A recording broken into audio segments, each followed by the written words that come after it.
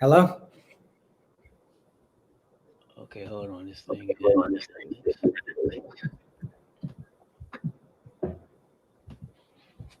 All right, we're back. thing. We're back with the Determination Determines Destination podcast, where people come to share their stories of determination over challenges and obstacles in life. And my guest today is Mr. Aaron Gryder. Aaron is a world class athlete. He is a jockey and he has won a lot of races. Aaron is also a sought after motivational speaker. He's spoken to large corporations as well as students of all ages. Aaron has also appeared on the show The Sopranos. Check it out, The Sopranos. And also, Aaron has a passion for sharing his lessons in life with other people. And he's a co-founder of the Giving Circle. You can reach that at the Giving. I'm sorry, yes, the Giving Circle. You can reach that at thegivingcircle.org. How are you today, Aaron? I'm doing great, Sid. Thank you so much for having me on today. Hey man, I appreciate you being on. You are in Saudi Arabia, correct? I am. I just came out here and I'm here for between here and Dubai for the next month. So I planned on retiring this last month from racing, but got a call from a prince that wanted me to come out here and ride some of his horses for the month. Wow. And this is my 32nd trip to Saudi Arabia, so I've got a pretty good history here. But I couldn't pass up the offer to do that, and then it also gives me a chance to go visit my son in Dubai. He's in the Marines and stationed there, so it was perfect timing, and I can do a little bit of visiting and in my career riding for a prince here for this day at the end of December. Hoorah, your son's a Marine, right? I was a Marine too. All right. Man, look, so you got a call from a prince to ride his horses. That is awesome. That's the first time I heard anything like that before. Wow. I've written for the King, I've written for the Queen of England, for one point. It's not that I do anything special. I just do something that people are fascinated by in horse racing and some of it's probably a lot of places and a lot of interesting people. All right. Yeah, we have a little problem with the audio. Hopefully that'll clear up. Yeah, it seems like oh man, we lost Aaron. Let's see if we can get him back on.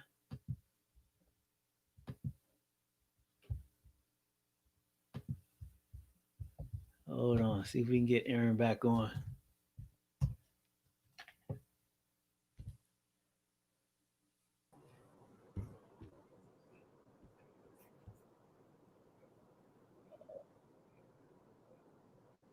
Yeah, I think we're gonna have some delays with this.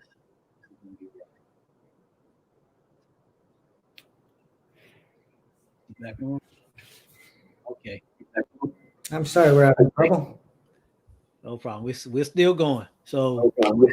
hey man, this is how it is. Let's roll with it. So, tell us about your upbringing and what led you into becoming a jockey, a world class jockey. Well, I was very fortunate. I grew up in a nice family, and we lived just a average neighborhood, and just happy children. Had a good, loving family, and my grandparents lived not far from us in Southern California, and they loved going to the racetrack. So, as a child, I used to love going with them. I'd rather do that than play with my friends or doing anything else. I'd rather go to the racetrack with my grandparents, and it was fun for me because I would see the horses and I was just fascinated by them. Their size and their power, and I was afraid of them, but I always said I'd be a jockey. By the time I was 4 years old, I said that's what I would do, and Wow. you couldn't get me to pet one, but I knew some way along the road I was going to be riding them. So, it was a dream that I had when I was four, and fortunately, just things aligned. I kept believing that I would be, even though I was afraid of them. And when I was 12 years old, I met a retired jockey that offered to. He said, "If you want to come next summer," he said, "you can stay at my farm, and I'll teach you how to ride, and Man. you can work with the horses and understand how to treat them." And I got that opportunity. So I was supposed to go just for the summer, but at the end of the summer, I called my parents and said, "Is it okay if I don't come home?" So I basically left home when I was 13 years old and lived at the Man. farm for 3 years, learning how to ride. Wow. So when you find something you're passionate about, I was very fortunate to find it at such a young age. Not too many people are that fortunate to find one thing and stick with it all their life. And a lot of factors had to come into play. I could have outgrown it. I could have been too big. Might not have met the right people. And again, I was afraid of horses. Man, like you said, you found your passion early in life and stuck with it. That's very fortunate. Blessed. Yeah, very blessed in life, man. So tell us about your racing Yes. career. Well, I started racing when I was 16 years old in Tijuana, Mexico.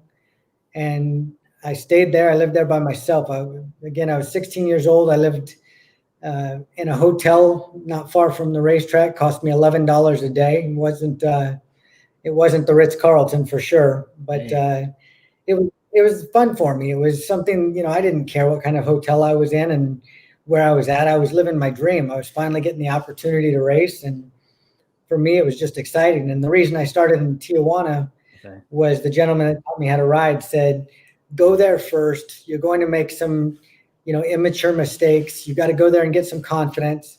And he said, when you come to Southern California, where you're going to be riding against the best riders in the country, you only have one chance to make a good first impression. So it worked out great because I was there for 3 months in Tijuana. I learned a lot. I was winning races. So by the time I got to Southern California, people had heard about me and I started getting great opportunities. And when you ride around the best, or if you work with the best, no matter what you're doing, you have to find a way to become great. And, if not, you're just not going to be able to compete. And jockeys don't have coaches. It's the only sport I know of where there isn't a coach. Once you get a license, you're only as good as you choose to be by learning, by asking questions to your competition, your competitors, by just watching their moves and how they do it. You have to become your own teacher and kind of ride on their coattail for them to teach you through observation. So it was a great process for me. And again, you grow up very fast when you're 16 years old and you're living in Tijuana by yourself. And now you come up to, Southern California riding against the best riders in the world. It was a great experience for me. And, like I said, you move along fast in this business, and, you either mature and you can make it or not. And, not a lot of people get started at 16 years old. Some can, but again, we start so young. You don't know if you're going to have a growth spurt and, be retired by the time you're 18, because I'm 5'6", and that's tall for a jockey, but we have to be a certain weight. It's always had to be around 115 pounds. So throughout my life. So there's a lot of different factors that came into play, and I've just found a way to do it for 4 years at a high level and just love every minute of it. That is awesome, man. Like I said, you were a jockey for how long? Oh, say, I've been doing it for 34 years. 34 I rode my years. first race December 27th in 1986. I'm going to ride here. Are you still there? Yeah. I lost you for a second. For a second. Are you with me? We'll work it out. Yeah, I hear you. Hello. Okay. So I rode my first race December 27th of 1986. I'm going to ride my last race for a big race for the Prince here, December 26th of 2020. So it'll be 34 years exactly from December 27th to December 26th, 34 years later. Wow. Yes. I mean, yeah, a professional athlete's career almost never lasts that long. So no, I've been very fortunate. It's a very dangerous business. We average 2 deaths a year in North America for jockeys. I have several friends that are paralyzed and have had major injuries. And fortunately, I've never been badly hurt. I've broken 32 bones racing, but to me, I don't look at it as, everything from fractured skulls to, all the way down to my feet. But it's never been a life-threatening injury. And for me to step away now, it's the right time. It's, I'm young and I feel great. I'm 50 years old, but I feel great and I'm healthy, and it's time for me to go on and do other things. And I'm just passionate about sharing my story and the ups and downs and, winning and losing and how you overcome it and keep a positive attitude when you're losing and find those ways to overcome it and find victories. And I want to go around and share my story and help others to live their dreams. That's beautiful. That's beautiful, man. And you do have an incredible story, and your story of overcoming and starting your career at such a young age. In Tijuana, I can imagine. I can only imagine the stuff that you saw in Tijuana as a 16-year-old. I was a good kid that just wanted to focus on racing, so I literally didn't do much. I would go to the racetrack and go back to my hotel and just stay in the hotel back then. So luckily, I didn't go gallivanting too much because I know I could have gotten in some trouble. Oh yeah. You did it right, man. You stayed focused. Yeah. You stayed focused. Wow. And so now you're also speaking. So tell us about that. Your motivational speaking. Tell us about your speaking career. Well, I'm enjoying that. I've done it for a long time on a small scale, not where I did it as a profession, but I've always enjoyed going into whether it's classrooms from kindergarten up to, colleges where I can go in and talk to students and, just talk to them about different things that they're going to be confronted with. And, it's a lot of people go after their goals and say, I'm going to do this until they hit some wall. And instead of like finding another way around that wall, they just think, oh, I can't do it. And they'll give up, and they don't find, they're not as persistent as they should be and just pushing through it and really believing they can. And, I tell people I've won over 4,000 races worldwide, and people think that's fabulous. Well, it is if you think it just at the wins. But I also say, and I think it's pretty powerful, is I've lost 26,000 races.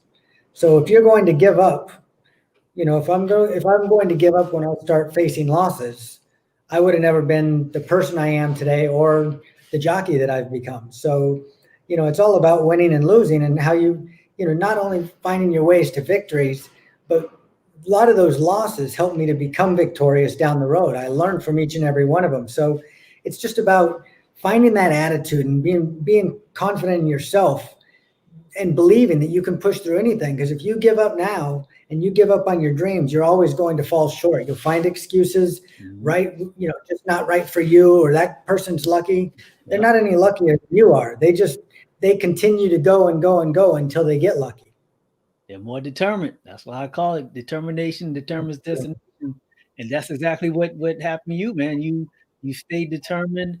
And, a lot of people don't realize in being successful at anything, you're probably going to have more losses than wins.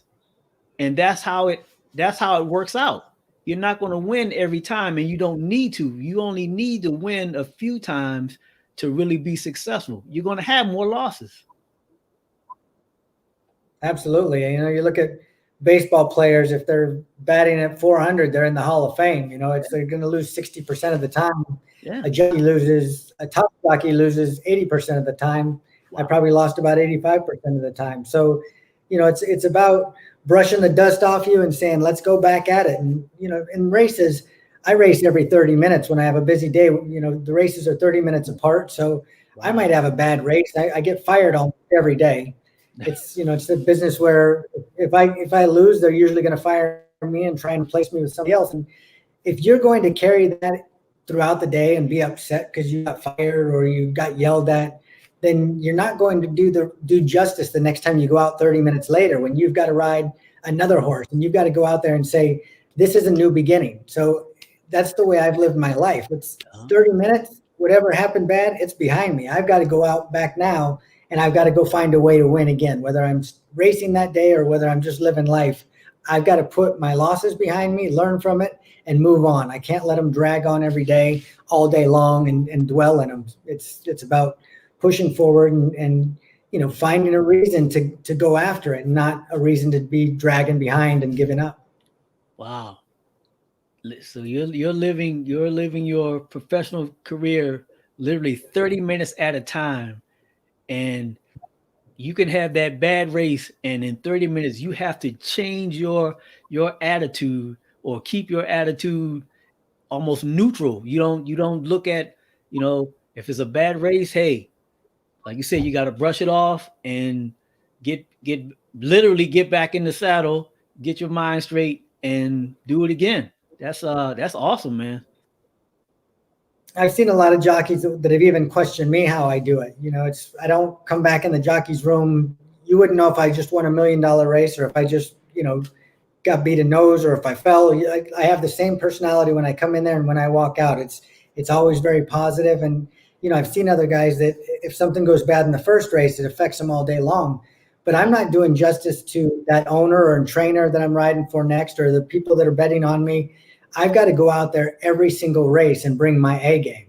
And if I'm going to be at the top of my game, I can't go out there and say, well, I'm upset right now. I'll give them a B effort and not give my best. It's, every time I go out there, and it should be that way in our life. It's like if you're at school and, you've got 6 semesters, you did bad in your first semester. You can't let it affect your whole day. It's like you move on and, each one's a little bit different. Each horse is different. Each class you go to is going to be different. Bring your A game to that class. Don't let your down feelings drag you down and let your grades slip. And, I've lived my life that way. And the great thing about horses, riding horses, is I've learned the best lessons from them. I've learned the best lessons because they've taught me how to listen.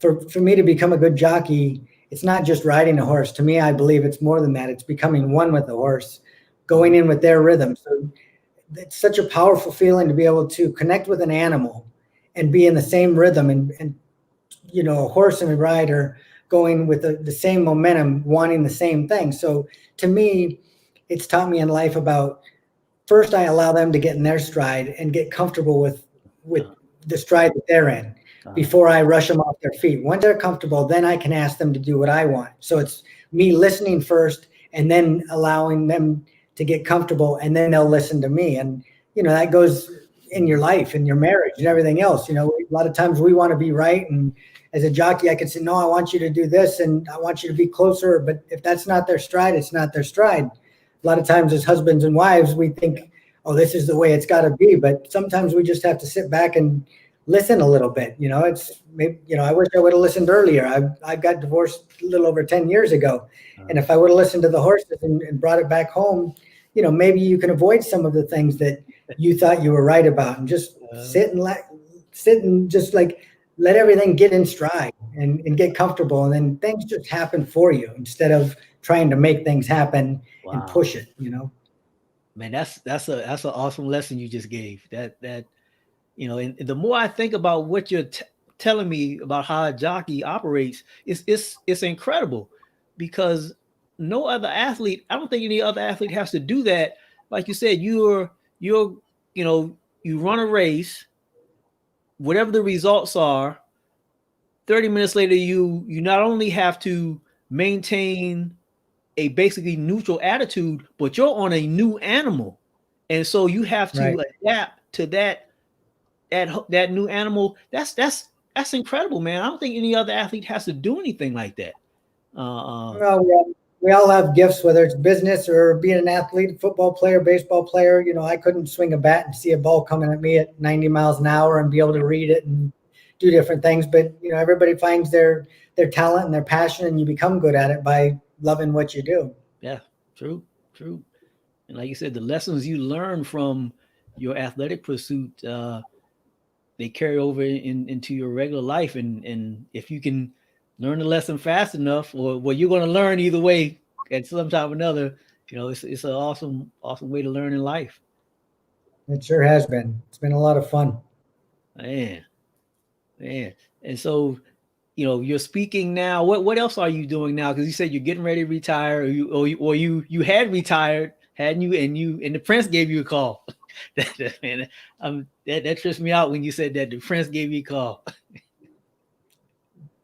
Yeah, 1 more month. I said he wanted me to stay for 3 months. I said I'll give you 1 month. By the end of the year, I'm done. But so right now, I really want to do a lot of speaking. I enjoy that.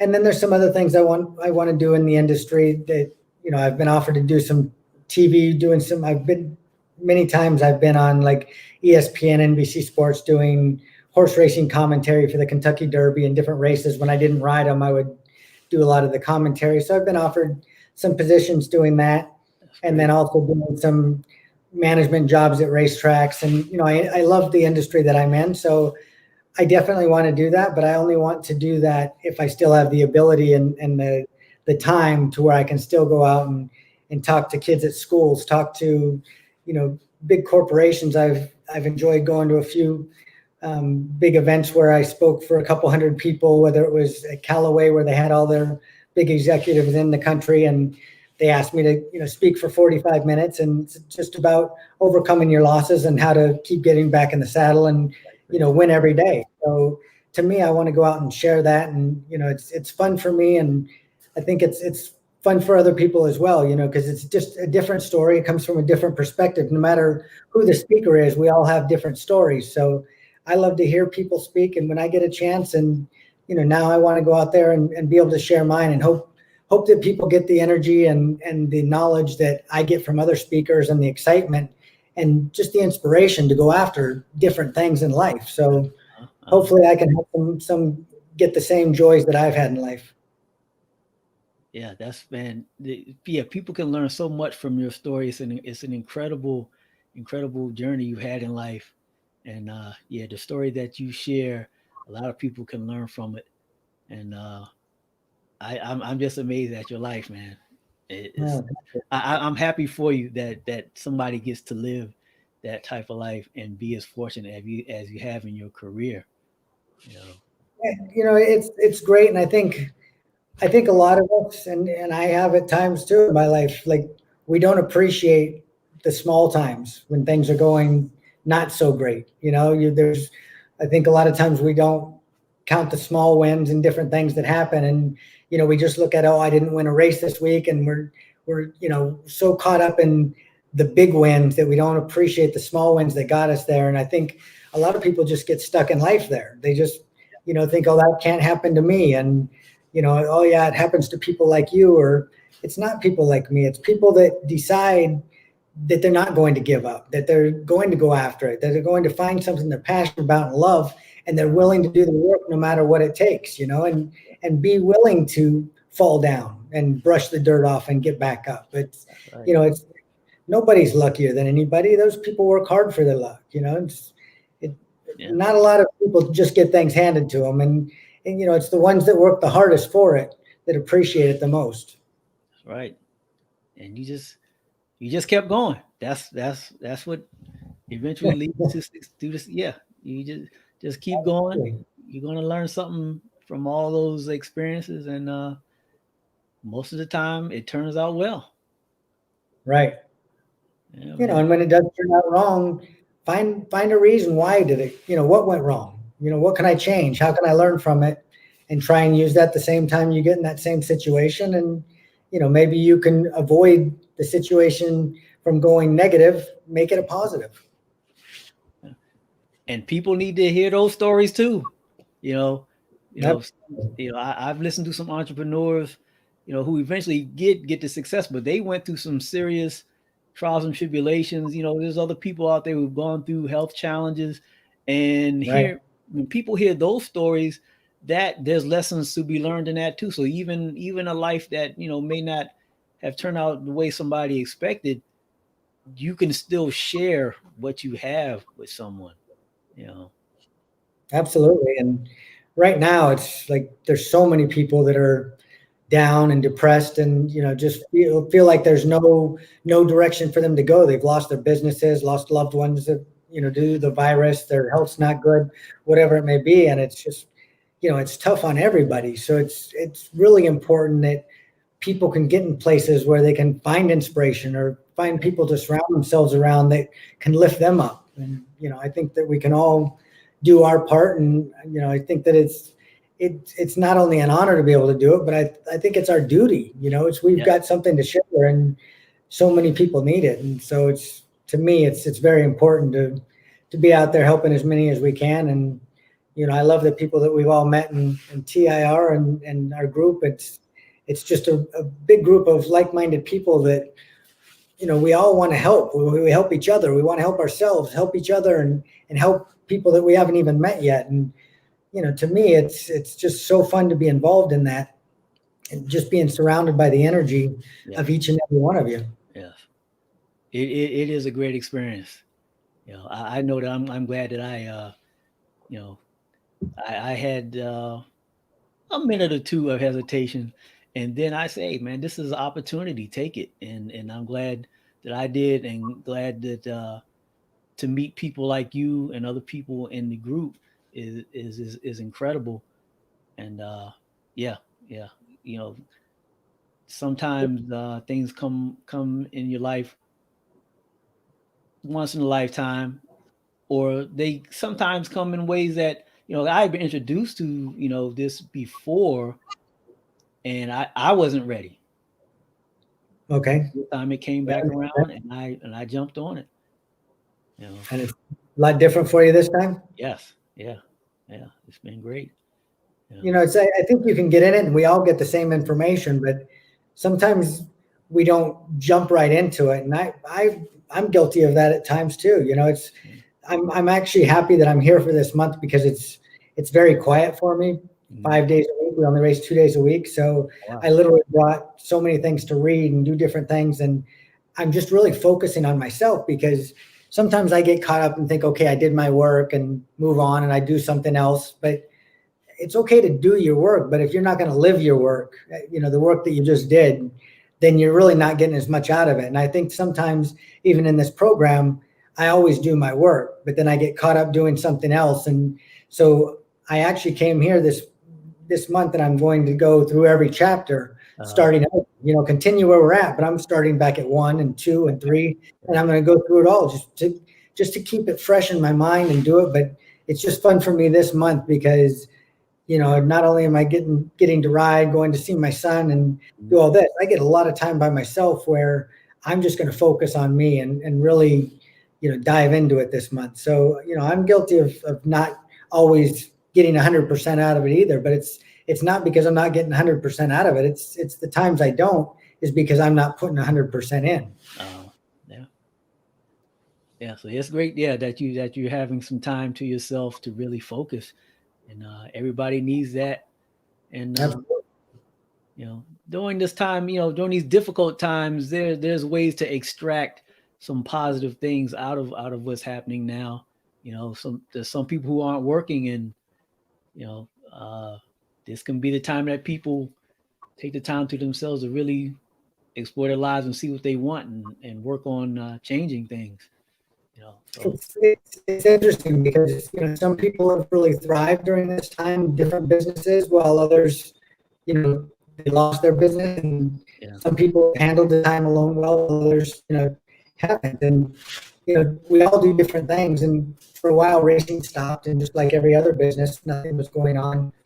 But I was going to the store every day, trying to go and get supplies for some elderly people that I know just around town. And I said, it's for them to go to the store. So I'd stand in line and it'd be an hour and a half to get in the store. And by the time you get in there, you couldn't buy anything. It was all going off the shelves. And I was watching one day and I saw some guy walk out with, a big thing of toilet paper and a big thing of water. And I was watching, I thought, I wonder if I could get a job working inside the store where I could unload the trucks at night.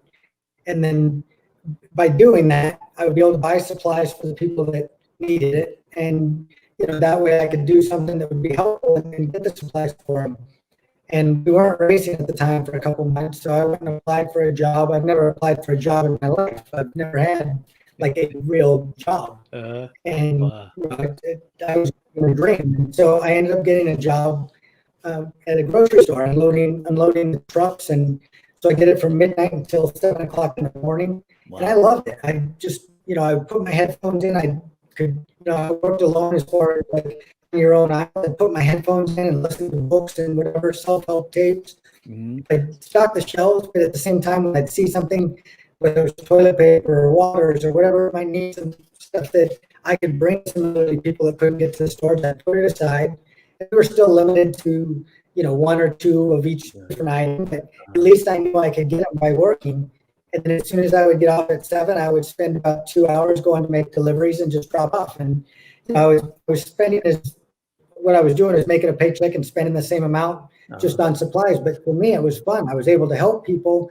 I was getting out. I wasn't stuck in my home being depressed. So I felt good about being out there helping and being energized and doing things. But, we can always find something we can do. I mean, and it gave me a great appreciation for people that have different jobs, and it's like, I've seen people that have what I think are great jobs and they don't enjoy it. And then I worked with a couple of people at the grocery store that some people might not think that's a great job. And two guys that I worked with, they loved it. They were so good at it and they loved it. And I thought, that's fulfillment. They were very happy where they were at. And it's just finding happiness within yourself before, not worrying about what's out there that somebody else has or doesn't have and think, oh, I only have this kind of job. But if you love it and you're enjoying yourself, you've got it. You're winning. Man, that's great how you turn this situation into something that not only helped you, but was really a big help to other people, man. That's such a great story. Wow. So it's fulfilling when you can help somebody else.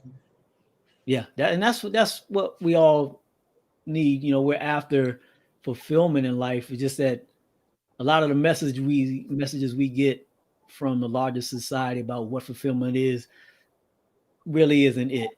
So we're out here looking for something that we really will never really fulfill us. Right.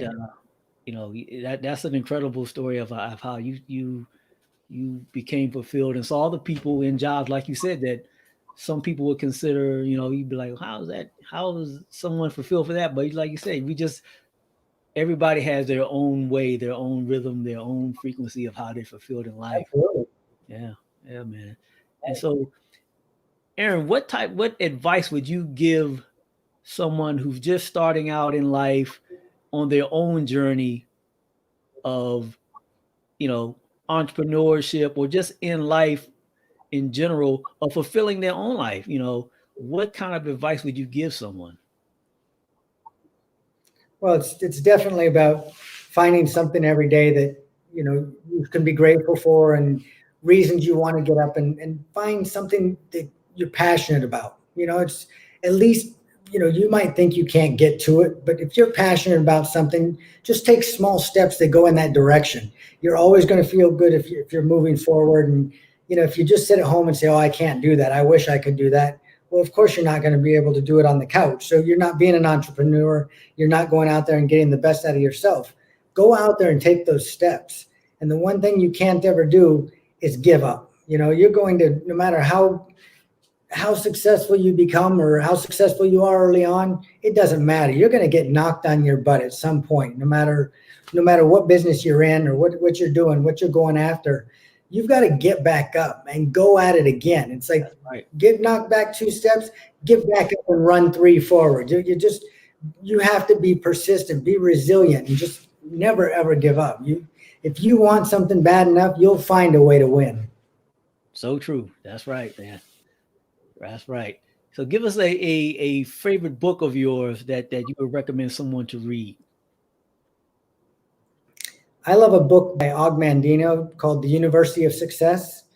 Og Mandino is a great author, and he put together a book that's 50 different authors, I believe it is, that each one wrote a different chapter. And it's on their own thing, but it's about life situations, and each one has a great lesson and involved. And it's not a book that you have to sit down and read for weeks and weeks at a time to get through it, or even hours. You could sit down and read a chapter in 15 minutes and feel good about the story. And I think it's just put together very well. But each chapter's got so many great lessons in it, and that's a book that I've had for many years. And I thought I had it sitting right here. The cover of it's off of it.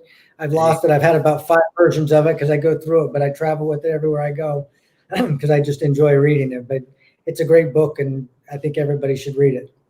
Say the title again. Is the University of Success. Og Mandino. Yeah, I love a quote by Og Mandino. Failure can never overtake me as long as my determination to succeed is strong enough. Absolutely. And I love the title of your podcast. It's a little bit of a tongue twister till you get it. And I said, well, you own it. You own it and you feel that. So it rolls off your tongue. That's right. But I love the title of it. The 3 Ds to success: determination determines destination. And I thank you for being on the show, Aaron. I'm so glad that we were able to hook up. So glad that you were able to take time out of your schedule writing for the Prince. And it's Well, great. you're an inspiration to me and so many others. You know, it's great for me to be on with you, and it's my honor because I love meeting new people. And, you know, I've been able to be on some conferences with you where I get to see you, or, you know, you've seen me speak a little bit, but we've never had a chance to really sit down and talk with each other. That's right. Yeah, man. We're going to have to meet up. We're definitely going to have to meet up.